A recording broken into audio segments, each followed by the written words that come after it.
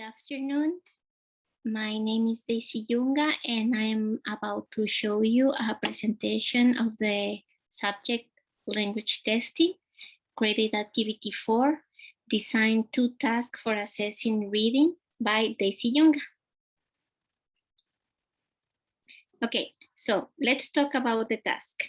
First, this task is about the contents of Unit 5, analyzing the topic of assessing reading, and the homework itself is about designing 2 tasks for assessing reading using a board, a PPT presentation, or any other resource to present the task during the video. For me, is this PPT PowerPoint presentation, and record a 5 to 8 minute video in which you analyze the task you designed by making reference to the student's level, the objective for using that specific task, the scoring rubric you will use for the task, and the reasons for selecting the task.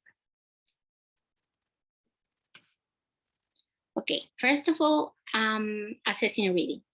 The goal of reading assessments is to provide feedback on the skills, processes, and knowledge resources that represent reading abilities. Graven Young, 2013, page 185. So basically we use this type of assessment to give feedback to the students and how they are doing in their reading skill. In order to read effectively, children need to be able to decode and to understand its meaning. Children might have difficulties with either or both of these 2 fundamental aspects of reading skill. Nation Snowlin, 1997, page 359.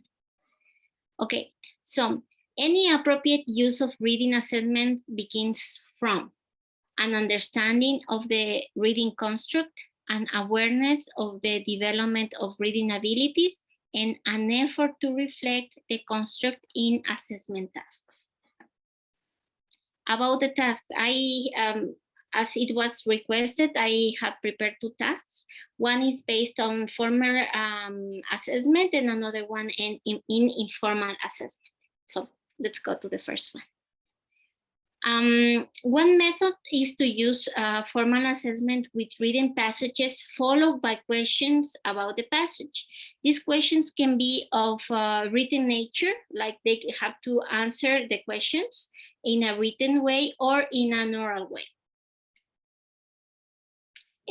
For this first activity, I chose a small reading passage about the volcanoes in Ecuador and in the Galapagos Islands.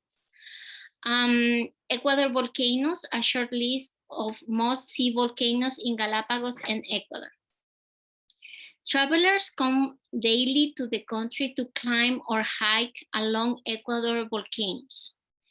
The beauty of the country is largely due to the Andean mountain chain it hosts. Sorry, there is a spelling mistake. Ecuador and Galapagos Islands have 27 potentially active volcanoes. Most of these are continental: Cayambe, Reventador, Huahuapichincha, Cotopaxi, Tungurahua, Sangay, Chacana, among others. Galapagos is home to 7 volcanoes: Marchena, Cerro Azul, Fernandina, San Tomás Chico volcano, Alcedo, Darwin, and Darwin and Wolf, and Sierra Negra. The volcanoes of Ecuador belong to the northern volcanic zone of the Andes, which is the result of subduction of the Nazca Pacific Ocean plate under the continental plate of South America. In Ecuador, the volcanoes occur on 4 chains. Most of them are active and a few extinct. This comes from Nature Galapagos and Ecuador website. So what I'm going to do after this reading, first, after reading the passage, students are asked to answer questions based on what they read to demonstrate their understanding of the passage. Young students might be expected to understand from the text about volcanoes.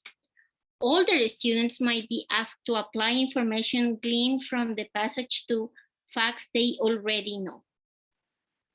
So this activity can be used for students in A2 level and students in perhaps B1 level, so and older. So you can ask different types of questions based on the age and the experience of the student in the English language. Okay, about the assessments, well, about the questions the teacher asked, the students level will be A2, B1, I'll say. The objective for using this specific task is for them also to learn about Ecuador's general culture, geography, and facts about the country. The scoring rubric, of course, I'm going to measure vocabulary, grammar, and originality. And I will consider that if the student answers 5 out of 5 questions, I plan to use 5 questions, the activity will be considered successful. 4 out of 5, the activity will be considered as well done. 3 out of 5, the activity will be considered average, and 1 or 2 correct answers out of 5, the activity will be considered as relatively unsuccessful. And my reasons for selecting this task, I think there is no way of assessing reading without the students reading something. And also, I think it's important they get to know more about their country and they learn something they can like relate to their knowledge about Ecuador. They can talk to with their parents, etc. Okay, about the task 2. I will use a formal assessment, informal assessment in this case, and I will ask the students to tell about what they read or retell the story or event in their own words, in this case, volcanoes. Put the students in discussion groups and listen to what they have to say about the book, watching for areas, not book, but in this case, the passage, watching for ideas of confusion and students who are not participating, which is an important indicator. This comes from Bales 2018. Also, I will ask students for a written response to the text, such as journaling, identifying their favorite part, or listing the top 3 to 5 facts they learned from the text. The student level is also a 2B1, objective for using this specific task to learn about Ecuador. A scoring rubric, since this is an informal activity, no rubric was developed. However, the students should be able to talk to the class about the volcanoes, write properly about the topic, accuracy in grammar, and reasons for selecting the tasks. So the tasks, so I can have written responses I can grade. These are my references, and thank you very much for your attention.